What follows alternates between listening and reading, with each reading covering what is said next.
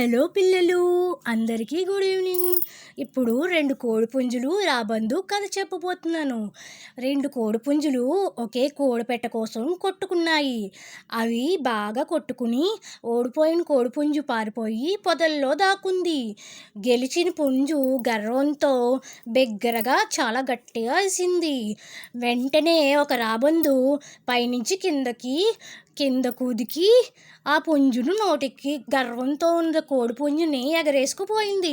పొదల్లో దాక్కున్న పుంజు కోడిపెట్టెలతో హాయిగా జీవితం మొత్తం గడిపేసింది. దీంట్లో నీతి ఏంటంటే, దేవుడు గర్వంగా ఉన్నవాడిని శిక్షిస్తాడు, నెమ్మదిగా ఉన్నవాడిని దయ చూపిస్తాడు అని ఫ్రెండ్స్.